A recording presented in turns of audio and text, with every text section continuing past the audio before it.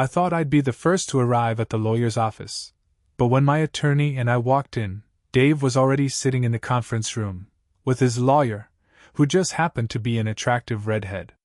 The sight of him there with her instantly triggered that old familiar pang of jealousy in me, stirring up that same feeling of not measuring up.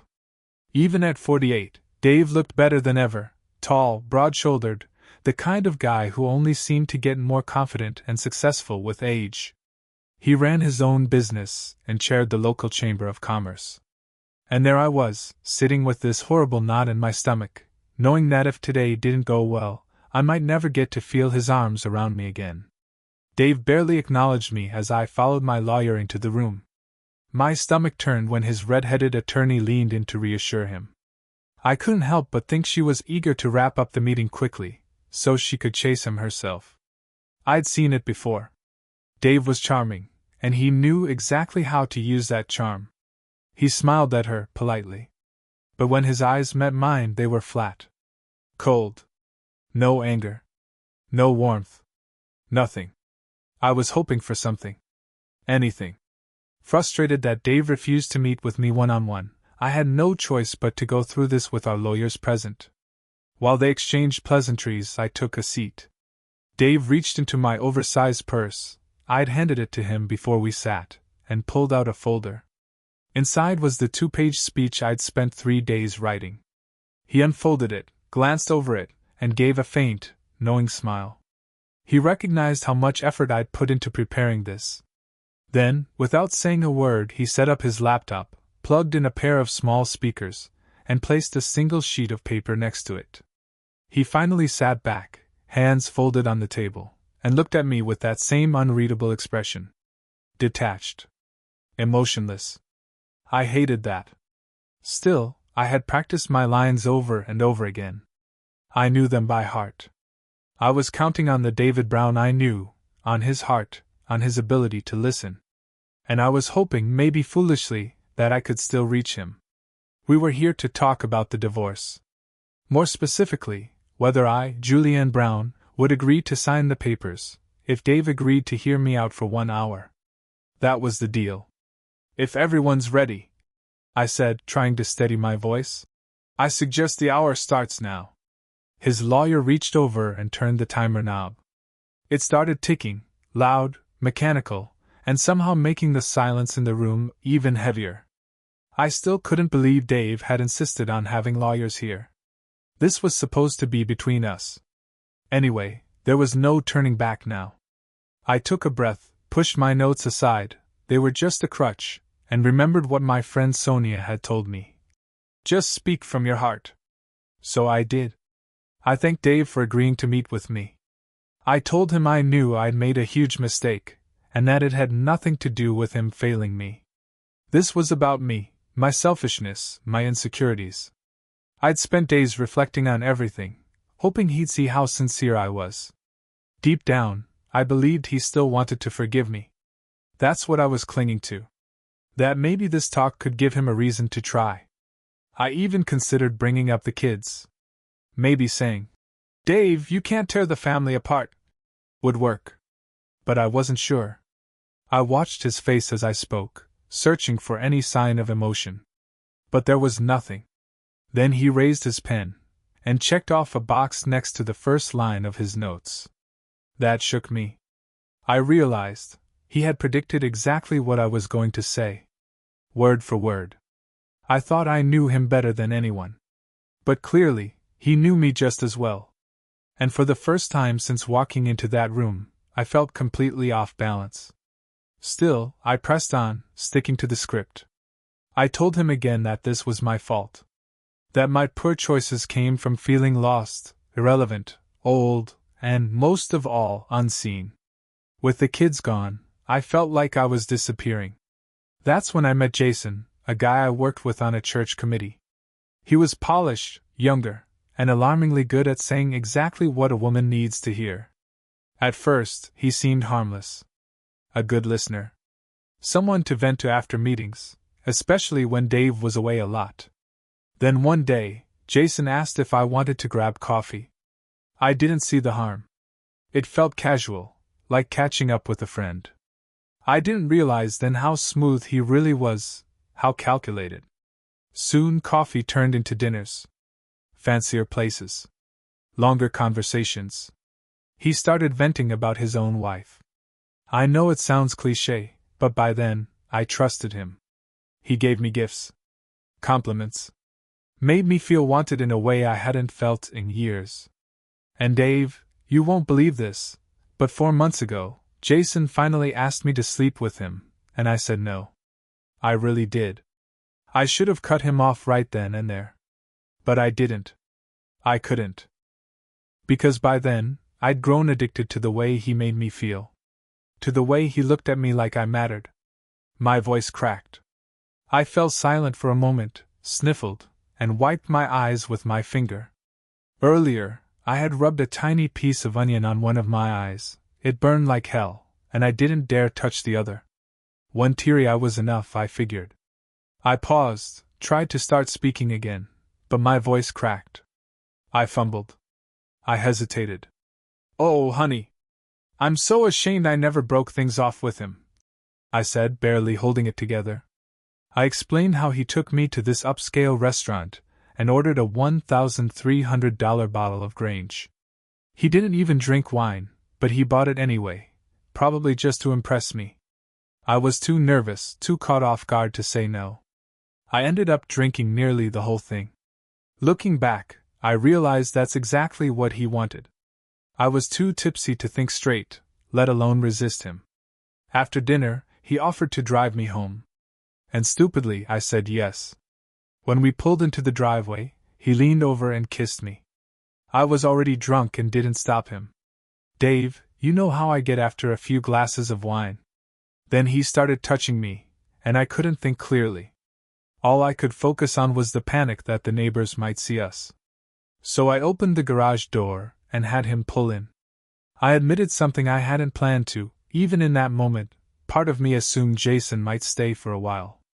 I didn't want a strange car parked in our driveway the next morning. It was calculated, in a way, a desperate, selfish attempt to keep the mess hidden. I knew enough about men to understand that cheating is a blow most never recover from. I didn't want anyone else to find out, not the neighbors, not the kids. Nobody. Well, except the 2 lawyers sitting across from me now. Jason got out of the car just as the garage door closed. He kissed me again, and I was already too far gone to stop anything. That bottle of Grange had done its job. He took my house key, led me inside, and I let him. I brought him to one of the spare bedrooms. And I will regret this for the rest of my life. I let him do whatever he wanted. I choked up. I'm so sorry, Dave, I whispered. My only shred of self-respect in all of this was that I still had the sense to make him use protection. After everything, that's the only line I didn't cross. When it was over, I think we both passed out. I was drunk, and he was probably just worn out from chasing me for months. And Dave, I swear to you, if I hadn't been drunk and depressed, I never would have let it happen. If I could go back to that night, I would have kicked him out the second we walked through that door. But instead, you walked in. You flipped on the light. And I've never felt such shame in my entire life. The pain on your face, God, it was like a punch straight to my soul. I knew, right then, I had ruined everything with a single night, a single decision. With tears still streaming down one eye, I turned to look at you, my husband. I'd known you my entire adult life. I thought I'd be able to read you like a book, to know if my words were reaching you. But nothing. No response. You didn't even look at me. Instead, you were fiddling with the laptop in front of you. I assumed you were taking notes or something, until you clicked on a file. Then came a voice from the speakers. My voice. Ugh, don't kiss me, you reek of beer. And then Jason's voice. What about you, wine breath? I said. I had one lousy glass of white. The clip cut off. The silence afterward was deafening, like the air had been sucked out of the room. But inside my head, everything roared. I couldn't hear anything except the blood pounding in my ears. Yes, I was embarrassed when Dave walked in that night. And yeah, I was humiliated when he grabbed Jason by the hair and beat the crap out of him. But none of that compared to this moment, being exposed as a liar, right there in front of two lawyers, with evidence I didn't know existed. I stared at Dave, dumbfounded. He had a recording of that night. And somehow, it hadn't even occurred to me to wonder how, or why, he'd recorded it. Did he plan for this? Had he expected everything? My brain tried to make sense of it all, but I couldn't focus. I felt like I was unraveling. Dave's lawyer sat there with a faint, smug smile. Mine looked awkward, maybe even embarrassed for me. Dave just watched me, that same unreadable look on his face. I panicked. And instead of stopping to think, I fell back on my damn script. It only happened once, I said quickly. I swear, it won't happen again. Nothing like that. I just wasn't strong enough to push him away. My voice was trembling now, my words spilling out in desperation. But I wasn't totally out of control, I added. I made him use protection. And I didn't let him. I didn't let him touch me in our bed. He wanted to, but I couldn't, no matter how drunk I was. I looked up at him again. We were in Megan's old room, right? Dave didn't respond. His face had changed, but I couldn't tell if it was worse than the blank one. He looked disappointed. Deeply, profoundly sad. Then, without saying a word, he turned back to the computer. I felt more than heard the click as he double-clicked the next file. I flinched at the sound of my own voice filling the room again. I just like to watch how you lie there in front of me, full of desire. It's really hot. Another click. Then Jason's voice followed. When can we do it again? In your clueless husband's bed, it was amazing. Dave clicked to stop the recording, then turned to me. Silent. Watching. And what could I even say? Everything I had claimed was shattered in just a few short audio clips, my own words dragging every lie out into the open. That it was just one mistake. That it wasn't in our bed. That I made him use protection. All of it, lies. I sat there, frozen. I tried to meet Dave's eyes, but his face was unreadable. No anger. No heartbreak. Just that same neutral stare that cut deeper than any scream could have. I caught my lawyer glancing at her watch, which yanked my attention back to the ticking timer beside us. The 1 hour I was given to salvage our marriage was slipping away, wasted. And I knew it. This wasn't going how I had planned. Not even close. I fought the rising panic in my chest. I'm sorry for lying, Dave, about it being the first time, I said, my voice low and unsteady. I didn't want to hurt you more than I already had. I thought, maybe if you believed it was a one-time thing, you wouldn't be as angry. I went quiet again. Should I tell him the truth now? That Jason and I had seen each other multiple times a week, for more than 6 months. I didn't know what Dave knew. He had recorded that night. Did he record others? Had he followed me? Did he know more than he was letting on? That recorder, it hadn't just happened to be there. It was in the same spot I usually met Jason. That meant suspicion. At least one other time. But how many? If I lied again and he caught me, that would be the end. No question. I tried to play it safe. Jason, he did seduce me, I admitted. And it didn't happen all at once. It took time. He has this thing for older women. I forced out a weak smile. And yeah, being chased by a guy almost the same age as our son, it fed something in me. My ego. My insecurities. I thought about lying and saying we'd only used the master bedroom that first time, hoping that might soften the blow. But again, I didn't know how much Dave knew. I couldn't risk it. So I kept that detail to myself. What I couldn't stay silent about was how I felt. Or at least, what I needed him to believe I felt. I never stopped loving you, Dave. I swear. I never stopped respecting you. Jason was just, I don't know, some extra piece of attention I didn't even realize I craved until I got it. But it didn't replace you. It didn't diminish what we had. If anything, it just overflowed. It sounded ridiculous, even to me. Dave glanced at his screen again, furrowing his brow, like he was searching for something. Then I saw his face relax as the audio started again. It was a continuation of the earlier recording. Jason's voice, again. "I still think about that first time, in your marital bed. It was perfect." And then, my voice. "I already told you, never again. Not after last time." That one sentence felt like a dagger in my chest. I remembered that night. Dave had just stepped out of the shower and slipped on something. He thought it was a drop of snot.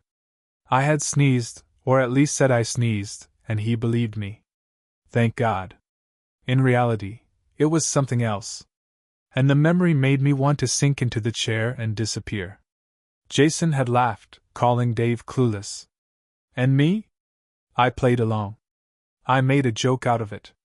I even offered to wipe his leg down gently, trying to distract him while Jason hid. I heard myself on that recording, taunting and mocking the man I claimed to love. "You have to admit, babe, your husband's kind of a lovable idiot." The laughter.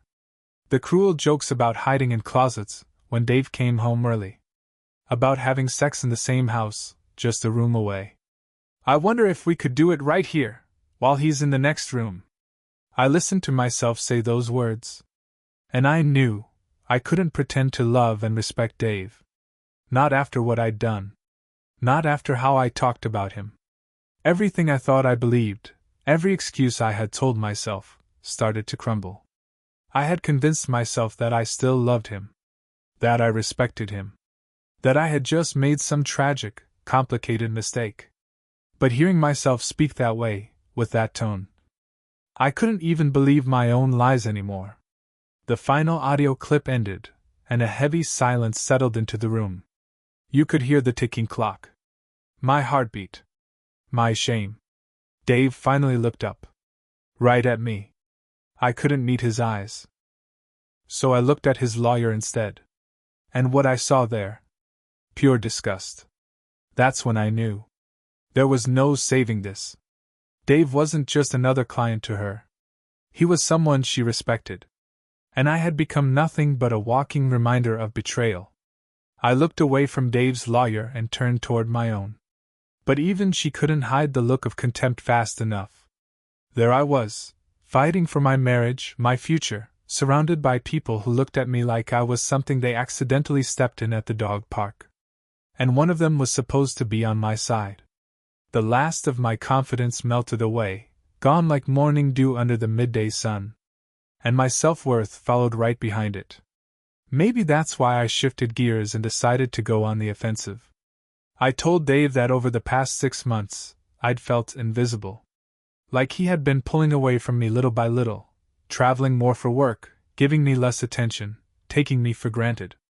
At the same time, the kids had moved out, and I was left behind in a house that felt too quiet, too empty. I felt lost. Lonely.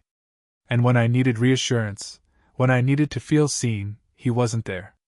I paused, watching Dave's fingers move across his keyboard. My heart sank as he clicked open another file. I braced myself. Jason's voice came through the speakers. It was from just after our second time together. Not long before Dave had finally snapped. Jason was complaining. He talked about how we barely had sex anymore, how he wanted more. He mentioned a cancelled trip and that I had asked him to help cut back on Dave's diet, like that was something I actually cared about. Jason even said the only reason he had a shot that night was because Dave had to leave last minute for a meeting. "I just wish he'd go out of town more often," Jason said, voice dripping with irritation. "I want more." Dave stopped the clip there. I lowered my eyes to the table, too ashamed to meet anyone's gaze. 3 sets of judgmental eyes burned into me, and I sat there replaying every mistake in my head. The truth was, by that point, even Jason had started to lose his shine. The thrill was fading. And the more I betrayed Dave, the more I started to lose respect for him, and myself. That loss of respect. I think it was what really began driving the wedge between us. Even preparing for this meeting, I'd planned to blame him. To say he had grown cold. He had drifted. But that was a lie. The emotional distance? That was all on me. I'd pulled away first. I had already divorced him emotionally before the paperwork ever showed up.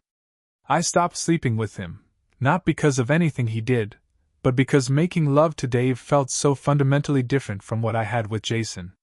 Jason's intensity, his impatience, it made Dave's gentleness feel distant. Wrong. And that difference? That contrast?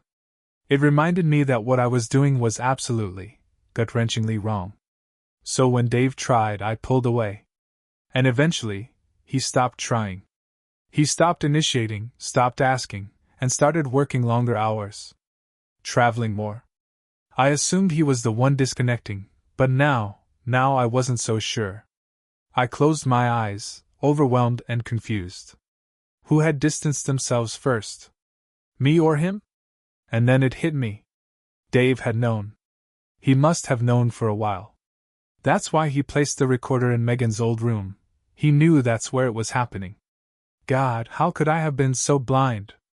Everything I'd planned for this meeting, every carefully worded apology, every humble excuse, was built on the assumption that Dave had just recently found out.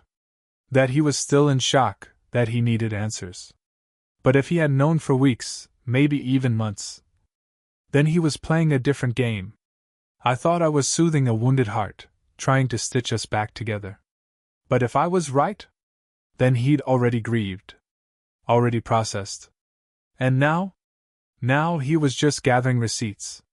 I sat there, helpless, realizing I had no idea what I was doing anymore. I've never been good at thinking on my feet. That's why I brought 2 pages of notes. But nothing in them could save me now. Still, I flipped through them, desperate for something. Anything. The pressure in my head made it hard to read. Nothing jumped out at me. No magic phrase, no lifeline. Then it hit me. Maybe these recordings were just a decoy. A distraction. Maybe Dave didn't play them to expose every secret, but to see how I'd react. What he really wanted to know was why. Why I did this. Did I love Jason? Did I think Dave was boring? Was I looking for some wild fantasy he couldn't give me? Did I ever plan to leave? That's what he feared. And that, maybe, I could still address. I stared into his blank, expressionless eyes, trying to decide if I should lie again. Try to salvage something. Anything. But I couldn't remember everything Jason and I had said that night. And I couldn't be sure if Dave had only recorded that one conversation or others, too. If I got caught lying one more time, it would be over. He'd never trust me again. My only hope was to convince him of the truth. That I still loved him. That I respected him. That I didn't want this to end. And deep down, I knew it was more than fear of losing the life we built. I didn't just want to stay for comfort or security. I wanted to stay because I still believed, somehow, that maybe we could fix this. But how the hell was I supposed to convince him of that now? How could I claim to respect him, after everything, when everyone in that room had just heard me call him a goofball, in front of my lover? What was even the point of trying to explain it away? To pretend that belittling him to Jason was anything other than a betrayal, not just of Dave's trust, but of my own conscience.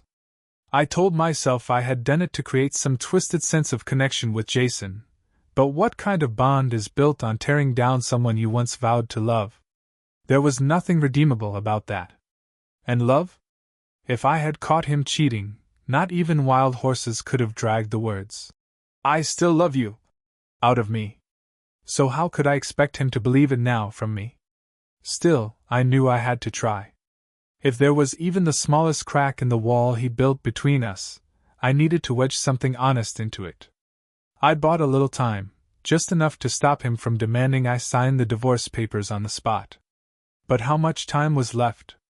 That damn timer kept ticking, each click a reminder that this wasn't going to last forever. So I took a breath, sat up straighter, and made sure I looked him in the eyes. "Dave," I said, my voice trembling but honest, "I know it looks like I stopped loving you. Like I stopped respecting you. But that's not true. Not at all." I leaned forward slightly, my hands clenched in front of me. "I love you. I've always loved you. I want to spend the rest of my life with you. What I did with Jason, it was selfish. It was wrong. But it wasn't love. He was just a distraction. I never wanted to run off with him. I never even considered it. I paused, unsure if he believed a word of it. I still can't explain why I let it happen. Maybe I convinced myself I was giving him something you didn't want. Something you couldn't handle anymore. But the truth? Jason didn't measure up to you in any way. Not in depth. Not in experience. Not in the way you made me feel when things were good between us. I swallowed hard. What happened between Jason and me, it was lust. That's all. There was no heart in it. No meaning. Just emptiness wearing a mask. I felt my voice crack again. And no, I didn't share with him the things I kept from you. The things I once denied you. Even at my worst, I couldn't bring myself to give him what I'd refused you. The room was still. Time seemed to crawl, like everything around me was moving in slow motion except me. To my left, my lawyer finally gave up the charade. She tossed her pen onto the table and leaned back, staring at me like even she didn't want to be there anymore. And she was being paid to be on my side. That's when I noticed Dave's lawyer shifting in her seat, leaning to the side to get a better look at the laptop screen. She wasn't listening to more audio. These were videos. Oh God. Dave wasn't even watching me. He was watching them, clips I didn't even know existed. My chest tightened. The air in the room suddenly felt heavy and dirty. I glanced at Dave, still hoping for something, maybe even anger. But what I saw instead was worse. He wasn't looking at me. His hand was being held, gripped tightly, by his lawyer. And on his face, a single tear. It rolled down from the eye closest to me, and I felt my breath catch. Was he still that hurt? Or had he just shut himself down completely, retreating into the screen to avoid the wreckage sitting across from him? Somewhere in the back of my mind I registered that the recording he was watching had been made weeks before he confronted me. 3 weeks, maybe more? He had known. For a long time. The realization hit like a second betrayal. Only this time, he was the one with the upper hand. Dave had been watching my downfall unfold in real time, silently collecting evidence, waiting for me to unravel all by myself. And he was right to wait. The temperature in the room shifted. The shame, the secrets, the heat of lust, it all turned cold, filthy, tasteless. I stared at the table as my lawyer slid the divorce papers in front of me. And in that moment I understood. There was no counter-argument. No justification clever enough. No apology deep enough. Dave had dismantled my entire defense with surgical precision, quietly, relentlessly. He hadn't raised his voice. He hadn't insulted me. He just played the truth and let it speak for itself. He didn't need to shout. He was like a conductor, orchestrating a silent, brutal symphony of separation. But no, he wasn't the executioner. I had climbed the scaffold. I had blindfolded myself, tied the noose, and kicked the lever. All Dave had done was build the platform and quietly walk away after pulling the final pin. As that last video clip faded, I looked across the table and saw it. He knew every word I was going to say. Not because he read my notes, but because he knew me. Knew me better than I'd ever admitted. And still, I had underestimated him. I had forgotten something important. Dave had been watching me just as closely as I'd spent years watching him. Those sharp, intelligent eyes of his, they had always seen more than I gave him credit for. The shame, the humiliation, it all became too much. I had to get out.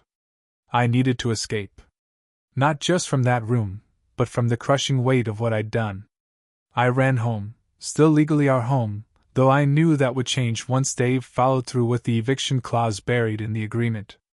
But for now, it was the only place left that held any piece of the life I used to have. I needed to be near my kids.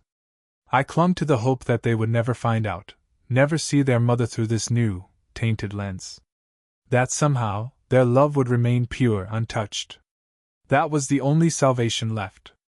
There was no winning. only minimizing the damage. I grabbed the pen and signed both agreements. It was over. With one flick of my wrist, I threw the pen aside and sealed the end of my marriage, my family. Oddly, I wasn't surprised that Dave's business wasn't worth more. At least, that's what my lawyer's evaluation had said. Of course, Dave had plenty of time to shift things around, hide what he could. And who could blame him?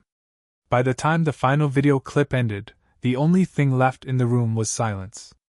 Just that awful, mechanical ticking of the timer. A silence that somehow made everything feel louder. My lawyer took the signed papers without a word. She handed me my copy, shoved the originals into her briefcase, and left without even glancing back. I stayed seated. Frozen. Caught between the desperate urge to run and the aching need to leave behind something, anything, positive. A hint of hope. A sign that, maybe one day, something could be rebuilt. I wanted to say something kind, something that showed I still cared about Dave. That I still saw him. But then the alarm clock buzzed. The sound pierced through my thoughts, forcing me to my feet. I stumbled through the final line I had planned, some hollow, desperate phrase meant to leave a good impression. Meanwhile, Dave's lawyer, the one who had spent the entire meeting holding his hand like a lifeline, squeezed it again and begged him not to take revenge on Jason. She actually said she'd never forgive herself if Dave ended up in jail for it. Dave's response? Another video. This one didn't have my voice in it, thankfully. But it was damning in its own way. A woman, her voice sharp and full of rage, warned about what Jason would face if her brothers got to him first. Mrs. Jason, she called herself. My stomach dropped. So Jason was married. All that time, and I never even knew. I had thought his silence after Dave's attack was from fear, but now, maybe it was shame. Maybe he deserved the silence. The lawsuits. The ruin. Divorced. Penniless. Alone. Maybe that was the fitting end for someone like him, a man who made a game out of stealing someone else's life. But if he died? If something happened to him because of me? The weight on my conscience grew heavier. I could barely stand under it. As I gathered my things and got ready to leave, I still couldn't bring myself to look at Dave. Not in the eyes. Not even for a second. Whether he was hiding behind that blank expression, laughing in triumph, or crying in pain, none of it mattered. It all hurt. Because I was the one who did this to him. I took a good man and broke him. He lost everything, except the house and some money. But what I really stole from him was trust. Safety. The kind of peace that only comes from knowing the person you love would never hurt you. He didn't deserve any of this. I did. I turned toward the door, tears slipping down my cheeks, and managed to mumble a broken, "Goodbye, sweetheart." That was it. My last, pathetic attempt to hold on to a life I no longer had a right to. I walked toward the door like a ghost, hoping maybe my daughter Megan would come visit me someday, wherever I ended up. Or if not her, maybe Joel. Maybe someone would still love me. But just as I reached for the doorknob, I heard voices behind me. Another recording. A young man's voice, furious, raw. "You cheated," he shouted. Then another voice cut in, female. Soft, uncertain. "Are you sure, Dad?" Oh God. I froze. I knew that voice. And in that moment I realized I wouldn't be drinking alone tonight.